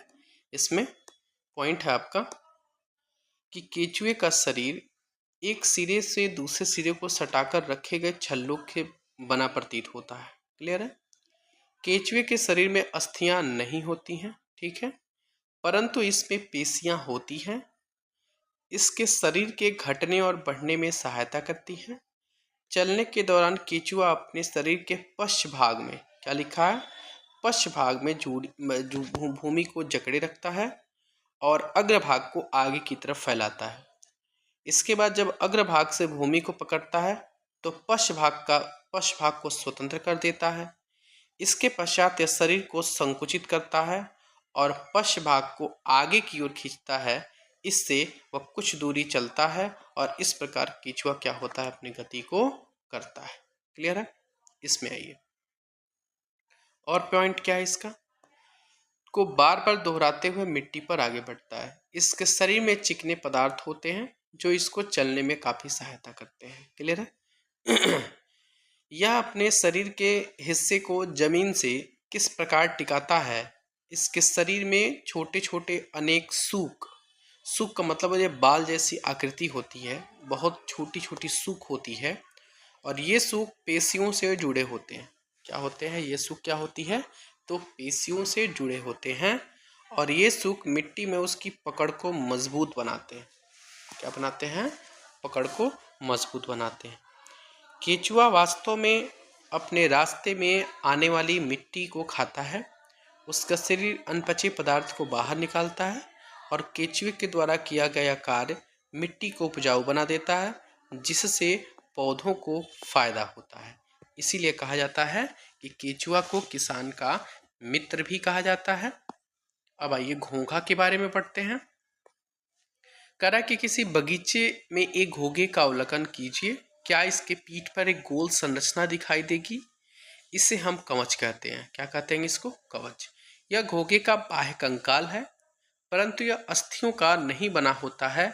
यह कवच एकक होता है और यह घोंघे को चलने में कोई सहायता नहीं करता है। यह घोंघे के साथ खींचता जाता है। क्या करता है, घोंघे के साथ खींचता चला जाता है। फिर अगला पॉइंट, आपका पॉइंट देखिए। अगला पॉइंट कह रहा है कि कवच का छेद खुलने पर अब आपने उसे एक मोटी मांसल संरचना और सिर से बाहर आते हुए देखा है। मोटी संरचना इसका पाद मतलब पैर है, जो दृढ़ पेशियों का बना होता है। अब सावधानीपूर्वक कांच की प्लेट को और थोड़ा सा झुकाइए। पाद मतलब पैर की लहरदार गति को दिखाई देती है। क्या घोंघे की गति केंचुए की गति से तीव्र है या धीमी? ये आपको उसमें क्रियाकलाप करके बताना होता है। चलिए, मुझे तो नहीं लग रहा है कि जो घोंघे की चाल होती है वो केंचुए की चाल से अधिक होगी। क्लियर है? अगला पॉइंट है तिलचट्टा जमीन पर चलता है। देखिए, जो काकरोच का नाम देते हैं ना, ये तिलचट्टा देखे होंगे, जहाँ पर थोड़ा सा भी कूड़ा कचड़ा रख जाता है वहाँ पर ये तिलचट्टे मिलने शुरू हो जाते हैं। तिलचट्टा जमीन पर चलता है, दीवार पर चढ़ता है, वायु में उड़ता भी है। इसमें लगभग 3 जोड़ी पैर होते हैं। क्या होते हैं? 3 जोड़ी पैर होते हैं। ये सबसे इंपॉर्टेंट होते हैं, जो चलने में सहायता करते हैं। इसका शरीर कठोर बाह्य कंकाल द्वारा ढका होता है। यह बाह्य कंकाल विभिन्न एककों की परस्पर संधियों के द्वारा बनता है। इसके कारण ही गति इसकी संभव हो पाती है। अगला पॉइंट है कि वक्ष से 2 जोड़े पंख भी जुड़े होते हैं। अगले पैर संकरे और पिछले पैर चौड़े एवं पतले होते हैं। तिलचट्टे में विशिष्ट पेशियां होती हैं। पैर की पेशियां उन्हें चलने में क्या करती हैं? तो सदा सहायता करती हैं। वक्ष की पेशियां तिलचट्टे के उड़ने के समय में पैरों को गति देती है। ये सारे के सारे पॉइंट आप याद रखिएगा। क्लियर है ना? 2 जोड़े पंख उसे होते हैं। अगला पैर उसका संकरा होता है, पिछला पैर बहुत ही चौड़ा और पतला होता है। क्लियर है ना? अगला पॉइंट कह रहा है कि पक्षी इसलिए उड़ पाते हैं क्योंकि उनका शरीर उड़ने के लिए अनुकूलित होता है और उनकी अस्थियों में वायु भरी होती है। क्या भरी होती है? वायु प्रकोष्ठ होते हैं। दिया ना? वायु प्रकोष्ठ होते हैं, जिनके कारण उनकी अस्थियां काफ़ी हल्की और मजबूत होती हैं। पश्चपाद मतलब पैर जो होते हैं पिछले वाले, कि अस्थियां चलने और बैठने के लिए काफ़ी अनुकूलित होती हैं। अग्रपाद की अस्थियां रूपांतरित होकर पक्षी के पंख बनाती हैं। कंधे की जो अस्थियां होंगी वो काफ़ी मजबूत होती हैं। वक्ष की अस्थियां जो होंगी वो उड़ने के लिए पेशियों को जकड़ रख लेती है और इसकी विशेष रूप से रूपांतरित होती हैं। पंखों को ऊपर नीचे करने में इस क्या होती है ये? तो सहायक होती है, यानी सहायता करती है। ठीक है ना? इसमें कोई इंपॉर्टेंट बहुत चीज़ समझने वाली नहीं है, बस इसको आप 1-2 बार रीडिंग लगाएंगे, समझ जाएंगे, सारी चीज़ें याद हो जाएंगी। पॉइंट, नाव की आकृति काफ़ी सीमा तक मछली जैसी होती है। मछली का सिर एवं पूंछ इसके मध्य भाग की अपेक्षा पतला और नुकीला होता है। शरीर की ऐसी आकृति धारा रेखीय कहलाती है। क्लियर है? चलिए, अगला पॉइंट हम देखते हैं। इसकी विशेष आकृति के कारण जल इधर उधर बहकर निकल जाता है और मछली जल में सरलता से तैर सकती है। मछली का कंकाल दृढ़ पेशियों से ढका रहता है। किससे? दृढ़ पेशियों से ढका रहता है। अगला पॉइंट, तैरने की प्रक्रिया में मछली का अग्रभाग एक ओर मुड़ जाता है और पूंछ विपरीत दिशा में जाती है। इस प्रकार से आपको मछली अपना तैरती है और इसका शरीर का एक प्रकार से आकार के बारे में बात की गई है। इससे ज़्यादा एग्जाम में आपके पॉइंट नहीं बन सकते हैं। चलिए, अगला पॉइंट इसमें देखते हैं। अब सर्प के बारे में आते हैं। सांप कह कि सर्प का मेरुदंड लंबा होता है, मतलब उसका स्पाइनल कार्ड काफ़ी लंबा होता है। शरीर की पेशियां छिड़ और असंख्य होती हैं। वे परस्पर जुड़ी होती हैं, चाहे वे दूर ही क्यों न हो। पेशियां मेरुदंड, पसलियों एवं त्वचा को भी एक दूसरे से जोड़ती है। सर्प का शरीर अनेक वलय में मुड़ा होता है। इसी प्रकार सर्प का प्रत्येक वलय उसे आगे की ओर धकेलता है और इसका शरीर अनेक वलय बनाता है और प्रत्येक वलय आगे की ओर धक्का देता है। इस कारण जो सर्प होता है वो बहुत तेज गति से आगे की तरफ चलता है, परंतु सरल रेखा में नहीं चल पाता है। ठीक है? एक पॉइंट है कि जो प्रसिद्ध ग्रीक दार्शनिक हैं, एक कौन है? अरस्तु ने अपनी पुस्तक गैट ऑफ एनिमल्स, इसको याद रखिएगा, गैट ऑफ एनिमल्स किसकी पुस्तक है? तो अरस्तु की पुस्तक है। ने स्वयं अपने आप में से अनेक प्रश्न पूछे थे विभिन्न जंतुओं के बारे में, वनस्पतियों के बारे में। किसमें? तो गैट ऑफ एनिमल्स में। चलिए इसके साथ ये चैप्टर ये भी ख़त्म होता है। ये आपका काम है, इसको आपको होमवर्क है, आप घर पे पढ़िएगा, इंपॉर्टेंट है बहुत ज़्यादा ये। अगला पॉइंट देखते हैं। अब अगला चैप्टर चलते हैं, चैप्टर नंबर 9, सजीव विशेषताएं एवं आवास। ठीक है ना, बहुत छोटे छोटे चैप्टर हैं, क्लास 6 है तो है ही कितना पॉइंट बन सकते हैं इसमें, आप लोगों को पता भी है। कह रहा है कि ऊँट के पैर लंबे होते हैं जिससे उनका शरीर रेत की गर्मी से दूर रहता है। उनमें मूत्रोत्सर्जन की मात्रा बहुत कम होती है। मल शुष्क होता है। उन्हें पसीना मतलब स्वेद भी नहीं आता क्योंकि शरीर में जल का हास बहुत कम होता है, इसलिए जल के बिना भी वे अनेक दिनों तक रह सकते हैं। ये क्या होता है, ये ऊँट के बारे में बात की गई है। उनकी मूत्रोत्सर्जन मतलब बहुत कम मूत्रोत्सर्जन होता है, पसीना बहुत कम निकलता है, जल का हास बहुत कम होता है इसमें शरीर से, और इसीलिए वे रेगिस्तान में बहुत दिनों तक बिना जल के भी रह सकते हैं। जिन विशिष्ट संरचनाओं का अथवा स्वभाव की उपस्थिति किसी पौधे अथवा जंतु को उसके परिवेश में रहने के योग्य बनाती है, अनुकूलन कहते हैं। विभिन्न जंतु विभिन्न परिवेश के प्रति अलग रूप से अनुकूलित हो सकते हैं। किसी सजीव का वह स्थान जिसमें वह रहता है उसका आवास कहलाता है। किसी सजीव का वह स्थान जिसमें वह रहता है उसका क्या कहलाता है, तो उसका आवास कहलाता है। अगला पॉइंट अब देखिए, मछली के पंख एवं पूंछ चपटी होती है जो उन्हें जल के अंदर दिशा परिवर्तन और संतुलन बनाए रखने में सहायता करते हैं।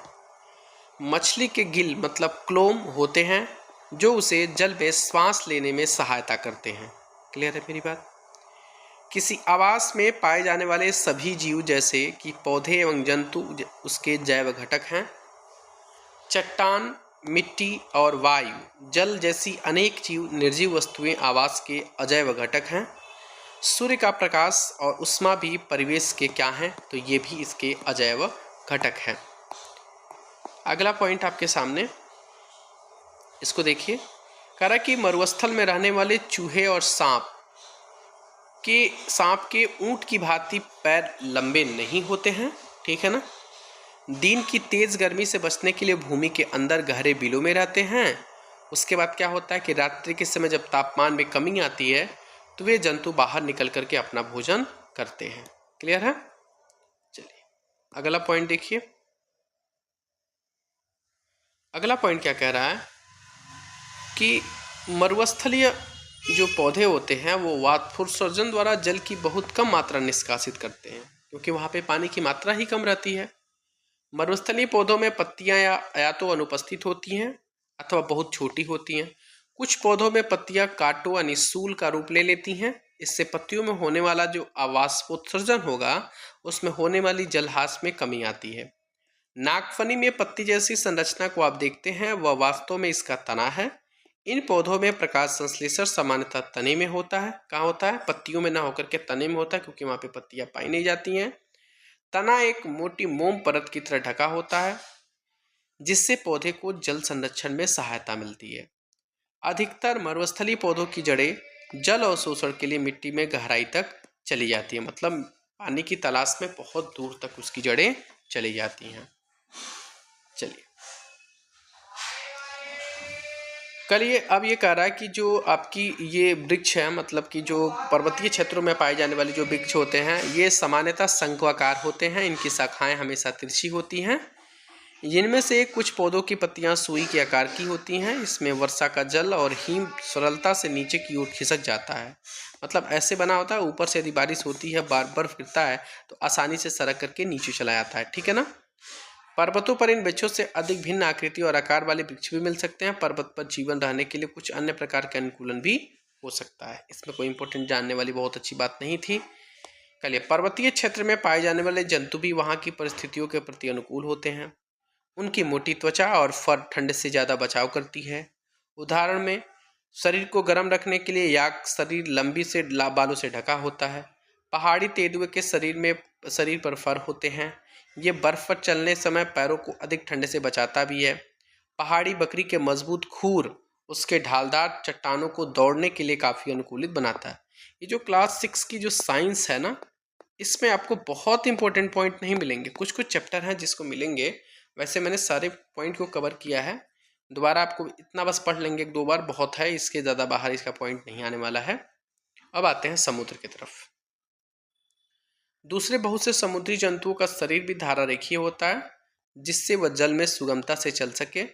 स्क्विड और ऑक्टोपस जैसे कुछ समुद्री जंतुओं का शरीर आमतौर पर धारा रेखीय नहीं होता है, वे समुद्र की गहराई और तलहटी में रहते हैं। मतलब सबका ये नहीं है कि जो भी जलीय जंतु है उसका जो शरीर है वो हमेशा का हमेशा धारा रेखीय होगा, नहीं, ऐसा कुछ नहीं। जैसे ऑक्टोपस है, स्क्विड है, ये क्या होता है, तलहटी में रहते हैं, अपनी ओर आने वाले शिकार को पकड़ते हैं। जब वे जल में चलते हैं तो अपने शरीर को धारा रेखीय बना लेते हैं। जल में श्वास लेने के लिए इसमें गिल मतलब उसको क्लोम बोलते हैं, ये होता है। अगला पॉइंट है डॉल्फिन और व्हेल जैसे कुछ जंतुओं में गिल नहीं होते, ये सिर पर स्थित नासाद्वार अथवा वात छिद्रों के द्वारा श्वास लेते हैं। ये जल में लंबे समय तक बिना श्वास के लिए रह सकते हैं। वे समय समय पर समुद्री सतह पर आकर श्वसन छिद्रों से बाहर निकालते हैं और श्वास के द्वारा स्वच्छ वायु अंदर भरते हैं। क्या आपने कभी दूरदर्शन और समुद्री जीव पर चलचित्र और डॉल्फिन की रोचक क्रिया को देखता होगा, देखे होंगे ना आप, काफ़ी फैमिलियर होती हैं सब। अगला है पौधे प्रकाश संश्लेषण के द्वारा अपना भोजन स्वयं बनाते हैं। जंतु भोजन के लिए पौधे और अन्य जंतुओं पर निर्भर रहते हैं। भोजन सजीवों को उनकी वृद्धि के लिए आवश्यक है, ऊर्जा प्रदान करता है। सजीवों को उनके अंदर होने वाले अन्य जैव प्रक्रमों के लिए भी ऊर्जा की आवश्यकता पड़ती है।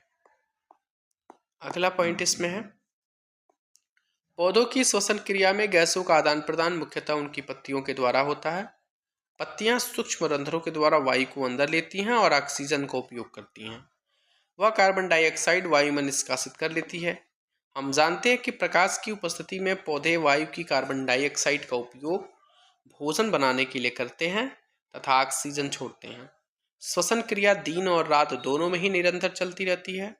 भोजन बनाने की प्रक्रिया में निष्कासित ऑक्सीजन की मात्रा पौधे द्वारा श्वसन में उपयोग की गई ऑक्सीजन की अपेक्षा बहुत अधिक होती है।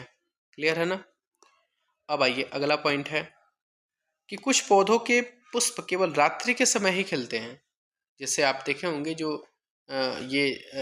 राजधानी बोलते हैं, इसको राजधानी बोलते हैं शायद, चमेली का फूल जो होता है वो दिन के टाइम नहीं निकलता है, शाम के टाइम जैसे जैसे ठंडा होने लगता है, रात होने लगती है, वैसे वैसे निकलता है ये। कुछ पौधे के पुष्प सूर्यास्त के बाद बंद हो जाते हैं। छुई मुई जिसको हम गुलमेहदी का नाम देते हैं कि पौधे पत्तियां छूने पर अचानक मुरझा जाती हैं यानी सिकुड़ जाती हैं। यह पौधे क्या होते हैं, उद्दीपन के प्रति अनुक्रिया के कुछ उदाहरण हैं। उद्दीपन के प्रति कुछ अनुक्रिया के उदाहरण हैं। इससे सारांश आपको दिए गए हैं, बहुत इंपॉर्टेंट है ये, वेरी वेरी इंपॉर्टेंट, इसको जरूर देखना है। अब हम चलते हैं आपको लेकर के नेक्स्ट चैप्टर की तरफ, चैप्टर नंबर 10। ये है आपका गति अंग दूरियों का मापन, यहीं से फिजिक्स आपकी शुरू होती है। चलिए अगला पॉइंट इसमें देखते हैं क्या पॉइंट आपका बनता है। इसमें पॉइंट है कि बहुत अच्छे मापन का उपयोग किया गया होगा क्योंकि यह खुदाई से प्राप्त परिशुद्ध ज्यामितीय रचनाओं को देखने को प्रमाणित करता है। कोहनी से अंगुली के छोर तक की जो लंबाई होती है जिसे हाथ कहते हैं, लंबाई के मात्रक के रूप में प्राचीन मिस्र में उपयोग किया जाता था। ये आपको पॉइंट नहीं पढ़ने हैं इसमें, ये अलग है। कह रहा है कि जिसे संसार के अन्य भागों में भी मान्यता प्राप्त थी, किसका, अंगुली का, ठीक है ना। संसार के विभिन्न भागों में लोग लंबाई के मात्रक के रूप में फुट का प्रयोग करते थे। अलग अलग क्षेत्रों में फुट की लंबाई थोड़ी भिन्न थी। लोग 1 गज कपड़ा फैली बाह के सिरे से अपने ठोड़ी तक मापते हैं। रोमवासी अपने पग और कदमों में लंबाई मापते थे। क्लियर है। प्राचीन भारत में छोटी लंबाइयों को मापने के लिए अंगुल अथवा मुट्ठी का उपयोग किया जाता था। आज भी भारत के कई शहरों में हम पुष्प विक्रेताओं को पुष्पहारों को बेचते समय अपनी भुजाओं का उपयोग लंबाई के मात्रक के रूप में देख सकते हैं, करते ही हैं। सुविधा अनुसार बहुत सारे भागों में मात्रकों का उपयोग होता रहा है। तथापि प्रत्येक शरीर के भागों के अमापों में थोड़ी भिन्नता हो सकती है। शायद इसी कारण मापनों में उलझने में आई होंगी कि अलग अलग जगहों पे अलग अलग मात्रा, मान लीजिए आप यहाँ पे दूसरा मात्रक ले रहे हैं, वहाँ पे दूसरा मात्रक ले रहे हैं, तो इन सभी चीज़ों को हटा करके एक स्टैंडर्ड फार्मूला आया जो 1790 में फ्रांसीसियो ने एक मापन की मानक प्रणाली की रचना की जिसको मीटरी पद्धति का नाम दिया। आगे जाकर के आपने इंटरनेशनल सिस्टम का नाम पढ़ा होगा, एसआई सिस्टम का नाम पढ़ा होगा, वही है। अब आगे कह रहा है, अब इसमें देखिए, इसमें मीटरी पद्धति का उपयोग है और इसी मीटरी पद्धति का उपयोग आकर के आपको आगे मिलेगा, जिसमें 1 मीटर में 100 सेंटीमीटर होगा। वो पूरे भारत का, पूरे संसार में, पूरा वर्ल्ड में वही यूनिट मापा जाएगा कि 1 मीटर में 100 सेंटीमीटर होगा, जिसको मीटर पद्धति के नाम से हम जानते हैं। अब ये कह रहा है कोई भी चीज़ वक्राकार हो उसकी लंबाई कैसे मापेंगे? तो हम किसी भी वक्र रेखा की लंबाई सीधे मीटर पैमाने पर उपयोग करके नहीं माप सकते हैं। तो उस वक्र रेखा की लंबाई मापने के लिए हम धागे का उपयोग करते हैं। धागे को उतना नाप लेंगे और उसको उसी हिसाब से, मान लीजिए इस प्रकार की कोई डंडी है, तो धागा को लाएंगे, यहाँ से उठाएंगे, अब पूरा ऐसे ढकते हुए ऐसे करके यहाँ तक लाएंगे और देख लेंगे धागा कितना मीटर लंबा, उस हिसाब से बता देंगे। क्लियर है? चलिए, कुछ वर्तुलाकार गति की वस्तुएं हैं, जैसे आपका ये है। कह रहा है कि इस गति में पत्थर की आपके हाथ से दूरी समान रहती है। इस प्रकार गति को वर्तुल गति कहते हैं। जैसे बिजली के पंखे हो गए, पंखुड़ियों पर अंकित किसी चिन्ह की गति, किसी घड़ी के सेकंड में सुई की गति, इस सभी के सभी क्या होती हैं? ये तो वर्तुल गति के उदाहरण हैं। कह रहा है कि लोलक की यह गति आवर्ती गति का एक उदाहरण है। कह रहा है कि वृक्ष की शाखाओं का इधर उधर लहराना, झूला झूलते बच्ची की गति, सितार की डोरियों की गति, बजते समय ढोलों अथवा तबलों की झिल्ली की, ये सभी के सभी आवर्ती गति के क्या हैं? उदाहरण है। आवर्ती गति का मतलब होता है कि एक फिक्स टाइम पीरियड में अपने चीज़ों की पुनरावृत्ति, मतलब एक बार दोहराता रहता है, जिनमें वस्तुएं एक निश्चित समय का अंतराल के बाद गति को क्या होती हैं? दोहराती हैं। बात वही है इसमें जो मैंने बताया आपको। इससे संबंधित आपके चैप्टर में यहाँ पर दिया हुआ है, ये पॉइंट दिया हुआ है ना। अब हम मात्रकों की अंतर्राष्ट्रीय प्रणाली मतलब एसआई सिस्टम का उपयोग करते हैं। इसे समस्त संसार में मात्रक इसका मान्यता प्राप्त है। एसआई मात्रकों में लंबाई का मात्रक आपका क्या होता है? मीटर होता है। सरल रेखा का अनुदिश गति को सरल रेखीय गति कहते हैं। ये सारी चीज़ें आपकी दी हुई हैं, इसको आपको पढ़ लीजिएगा, बहुत ज़्यादा इंपॉर्टेंट है ये। अगला पॉइंट, अगला है चैप्टर नंबर 11, जो प्रकाश, छाया और परावर्तन, जो काफ़ी इंपॉर्टेंट चैप्टर है ये। चलिए देखिए, कह रहा है कि जो वस्तुएं सूर्य की तरह स्वयं प्रकाश का उत्सर्जन करती हैं दीप्त वस्तुएं कहलाती हैं। मतलब उनको वो किसी और से प्रकाशित नहीं होती हैं। अच्छा बताओ, चंद्रमा क्या दीप्त है क्या दीप्त है? चंद्रमा खुद के पास उसका क्या होता है? प्रकाश नहीं होता, तो चंद्रमा अदीप्त वस्तु है। क्लियर है ना? छायाओं का बनना, सूची छिद्र, प्रतिबिंब आदि तभी संभव है जब प्रकाश केवल सरल रेखा में गमन करे, तभी छाया का बनेगा, तभी कोई चीज़ दिखाई देगी आपको, जब प्रकाश सरल रेखा में गति करेगा तो। और आपको पता है प्रकाश सरल रेखा में गतिमान होता है। दर्पण और आपका परावर्तन, ठीक है ना? जो आप देखते हैं, आप चेहरे देखते हैं ना, आपके दर्पण में चेहरे का प्रयोग देखते हैं ना, हम सभी घर में दर्पण का प्रयोग करते हैं और चेहरे आपके दर्पण में देखते हैं। तो जो आप देखते हैं वह दर्पण में आपके चेहरे का परावर्तन है, न कि चेहरा है। चेहरे का क्या है? आपका रिफ्लेक्शन है। हम दर्पण के सामने रखी वस्तुओं का परावर्तन दर्पण में भी देखते हैं। कभी कभी हम झील और तालाब के पानी में पेड़ों, इमारतों और अन्य वस्तुओं का परावर्तन देखते हैं। देखते नहीं देखते हैं? अगला पॉइंट है, कह रहा है कि सरल रेखा के अनुदिश गमन करता हुआ दर्पण से परावर्तित हो जाता है और वो चीज़ आपको क्या हो जाती है? तो दिख जाती है। इस चैप्टर से कोई इंपॉर्टेंट पॉइंट नहीं था। चलिए मैं इसको एक बार पढ़ा दे रहा हूँ आपको। अपारदर्शी वस्तुएं प्रकाश को अपने में से गमन नहीं होने देती हैं, चीज़ें नहीं दिख पाती हैं। पारदर्शी वस्तुएं क्या होती हैं? तो एक दूसरे की तरफ स्पष्ट रूप से देख सकते हैं। पारभासी, कुछ भाग दिखता है और कुछ भाग नहीं दिखता है, मतलब कुछ ही भाग को आर पार होने देता है। जब प्रकाश पथ में कोई अपारदर्शी वस्तु आ जाती हो तो क्या बनाती है? तो छाया बनाती है। और यही कह रहा है कि साधारण सामग्री से सूची छिद्र कैमरा बनाया जा सकता है। इसका उपयोग सूर्य और अति दीप्त वस्तुएं प्रतिबिंबित होने देखने में किया जा सकता है। प्रकाश क्या होता है? सरल रेखा में गतिमान होता है। दर्पण परावर्तन से हमें स्पष्ट प्रतिबिंब प्राप्त होते हैं। इसी प्रकार से आपको और भी जो सारांश हमने दिया है उसको जरूर पढ़ना है। ये है चैप्टर नंबर 12, विद्युत तथा परिपथ। बहुत इंपॉर्टेंट चैप्टर है ये विद्युत सेल है आपका, ऊपर का पॉजिटिव, नीचे का नेगेटिव। विद्युत सेल में धातु की टोपी धनात्मक सिरा की तरफ होती है और धातु की जो डिस्क होती है वो ऋणात्मक सिरा की तरफ होती है। सभी विद्युत सेलों में 2 सिरे होते हैं, जिनमें एक धनात्मक टर्मिनल होता है और दूसरा क्या होता है? तो ऋणात्मक टर्मिनल होता है। क्लियर है पॉइंट? अब ये कह रहा है कि विद्युत सेल में संचित रासायनिक पदार्थों से जो सेल विद्युत उत्पन्न करता है और जब विद्युत सेल में संचित रासायनिक पदार्थ इस्तेमाल कर लिए जाते हैं तब विद्युत सेल विद्युत पैदा करना बंद कर देता है। तब क्या होता है? तब प्रकाश उत्सर्जित करने वाले पतले तार को बल्ब का तंतु कहते हैं। जो प्रकाश उत्सर्जित करने वाली जो पतला तार होता है ना, उसको क्या कहते हैं? तो तंतु कहते हैं। अब देखिए, जो विद्युत धारा की दिशा होती है ना, विद्युत सेल के प्लस टर्मिनल से माइनस टर्मिनल की तरफ होती है, मतलब पॉजिटिव से निगेटिव की तरफ आती है। पॉजिटिव से क्या होगी? निगेटिव की तरफ आएगी। जब बल्ब के टर्मिनल को तार के द्वारा विद्युत सेल के टर्मिनलों से जोड़ा जाता है तो बल्ब के तंतु से होकर विद्युत धारा प्रवाहित होती है। यह बल्ब को दीप्तिमान करती है, मतलब बल्ब को जलाती है। जब इसमें इलेक्ट्रिक करंट फ्लो होगा तो बल्ब क्या होगा? जल जाएगा। कभी कभी क्या होगा कि विद्युत बल्ब विद्युत सेल से जुड़े होने पर भी दीप्त नहीं होते हैं, मतलब जलता नहीं है। रीजन क्या होता है कि तो वैसे ही बल्ब क्या होते हैं? तो फ्यूज हो जाते हैं। फ्यूज होने के कारण क्या होती है? वो चीज नहीं जल पाती है। स्विच एक सरल युक्ति है जो परिपथ को जोड़ तोड़ सकती है। घरों में स्विच का उपयोग बल्ब को दीप्तिमान करने, अन्य युक्तियों को चलाने के लिए करते हैं। नहीं बोलते हैं स्विच ऑन और ऑफ, ऑन कर दो तो आपका करंट फ्लो होने लगता है, चीज़ें जलने लगती हैं, दीप्त होने लगती हैं। यद्यपि घरों में उपयोग होने वाले स्विच इसी सिद्धांत पर कार्य करते हैं, पर उनके डिज़ाइन क्या होते हैं? काफ़ी जटिल होते हैं अंदर। अब आते हैं आपके इसमें, ये आपका, आप इसको देख लीजिएगा, बहुत इंपॉर्टेंट पॉइंट है इसमें भी। चलिए अब आते हैं हम चैप्टर नंबर 13 की तरफ। क्लियर है? चैप्टर नंबर 13 है चुंबकों द्वारा मनोरंजन। अगला पॉइंट है आपका, चुंबक कैसे खोजा गया। कहते हैं कि प्राचीन यूनान में गड़ैया रहता था, उसका नाम मैग्नस था। क्या नाम था? मैग्नस। वह अपनी भेड़ों को बकरियों के झुंड के पास पहाड़ों पर चराने के लिए ले जाया जाता था। भेड़ों पर नियंत्रण के लिए वह अपने साथ छड़ी रखता था और छड़ी के एक सिरे पर लोहे की टोपी लगी रहती थी।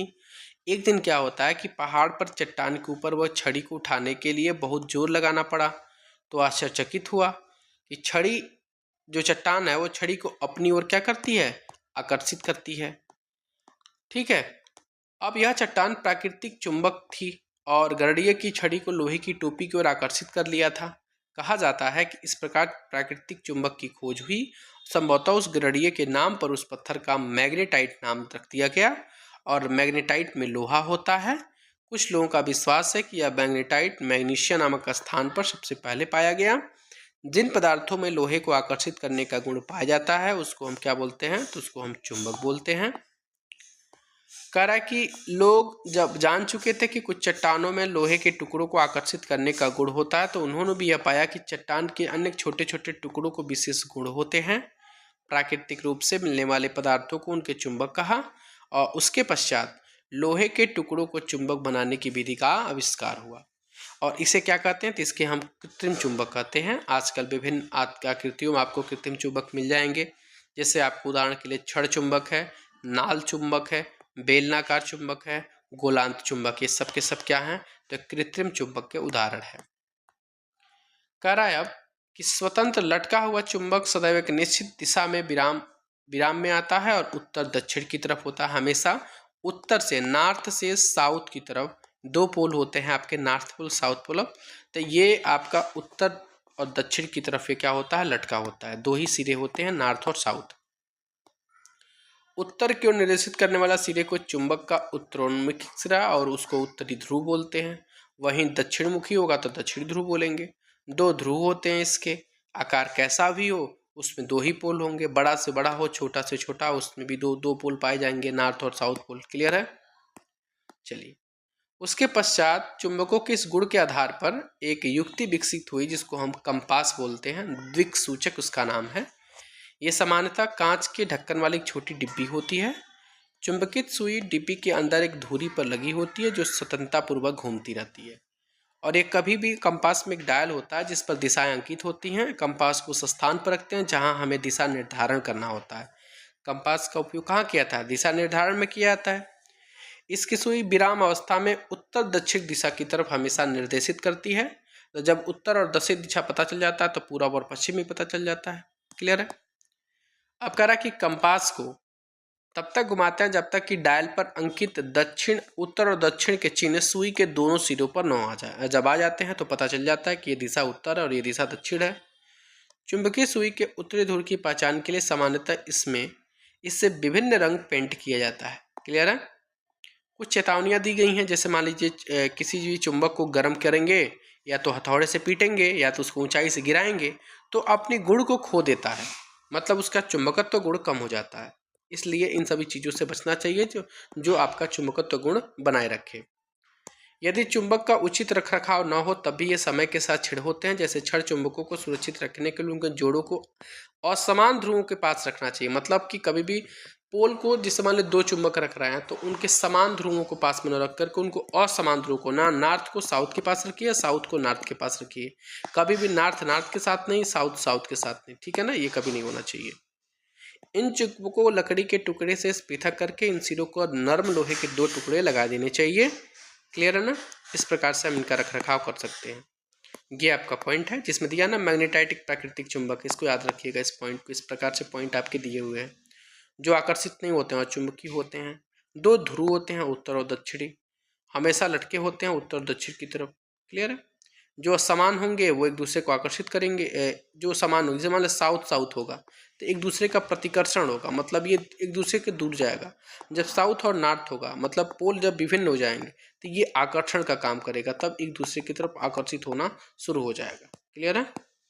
अब आते हैं हम चैप्टर नंबर 14 जल की तरफ। ठीक है, पूरी मैराथन वीडियो मिलेगी आपको इसमें। क्लियर है? चलिए आगे बढ़ते हैं। जल क्या है? दिन के समय सूर्य की किरणें महासागरों, नदियों और झीलों, तालाबों में भरे जल पर पड़ती है तो खेत और अन्य भूमि क्षेत्र भी सूर्य की किरणों को ग्रहण करते हैं। इसके फलस्वरूप इन सभी का जल निरंतर वाष्प में परिवर्तित होता रहता है और जल में घुले लवण हमेशा शेष रह जाते हैं। गिलास की बाहरी सतह पर जल की बूंदें कहाँ से आती हैं? बर्फयुक्त जल से भरे गिलास की बाहरी सतह बाहर की जो हवा को ठंडा कर देती है और जलवाष्प की गिलास की सतह क्या हो जाती है? संघनित हो जाती है और संघनित होने के बाद से वो चीज़ें आपको बूंदे के रूप में दिखाई देती है। अब देखिए, जल को पृथ्वी के पृष्ठ पर पुनः वापस लौटने की क्रिया को संघनन प्रक्रम की महत्वपूर्ण भूमिका है। जैसे जैसे हम पृथ्वी के पृष्ठ के ऊपर जाते हैं ताप कम हो जाता है, जैसे जैसे वायु ऊपर उठती जाती है ठंडी होती जाती है। पर्याप्त ऊंचाई पर वायु इतनी ठंडी हो जाती है कि उसमें उपस्थित जलवाष्प संघनित होकर छोटी छोटी जल की बूंदों में आपको बन जाती हैं और जलकणिका कहते हैं, जिससे आपका क्या होता है? बारिश होती है। ठीक है ना? अगला पॉइंट अब देखते हैं इसमें। अब यही कह रहा है कि ये बूंदें इतनी भारी हो जाती हैं कि आपको नीचे गिरने लगती हैं, जिसके हम वर्षा कहते हैं। और विशेष परिस्थितियां होती हैं जब आपको ओले, हिम इस प्रकार से गिरने लगते हैं।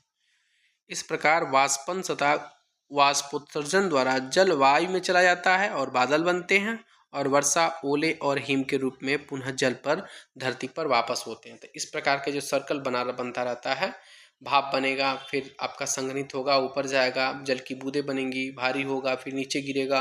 इस प्रकार के इसको बोलते हैं जल चक्र। जल चक्र होता रहता है और पानी नीचे गिरता रहता है फिर ऊपर जाता रहता है। क्लियर है? ये क्या पॉइंट बोल रहा है? वर्षा का जल भी झीलों और तालाबों को भर देता है। वर्षा के जल को कुछ भाग भूमि के द्वारा सोख लिया जाता है, मृदा में विलुप्त हुआ प्रतीत होता है। इस जल का कुछ भाग वाष्पन और वाष्पोत्सर्जन के द्वारा क्या होता है? वापस वायु में चला जाता है। करा कि शेष जल धीरे धीरे भूमि के नीचे रिसता है। इस जल का अधिकांश भाग भौम जल के रूप में उपलब्ध हो जाता है। जैसे कि आपके कुओं का जो भरण होता है वो भौम जल से ही होता है। क्लियर है ना? आप पानी नहीं डालने आते हैं कुएं में, वो तो भौम जल है, नीचे के जल के द्वारा ही आपको जल मिल पाता है। इस प्रकार कुछ झीलों के जल का स्रोत भी भौम जल ही होता है। जो हैंडपंप होता है, नलकूप होता है, उसे खींचा गया जल वो भी भौम जल होता है। मतलब भौम जल का मतलब होता है भूमि के नीचे का जल जो आप प्राप्त कर रहे हैं। जिन क्षेत्रों में अधिक हैंडपंप या नलकूप उपयोग होते हैं वहाँ पर भौम जल प्राप्त करने के लिए हमें गहरी खुदाई की आवश्यकता होती है। और ये देखते हैं कि भौम जल के स्तर नीचे क्षति होने का चिंता का विषय आजकल गर्मियों के मौसम में क्या होता है?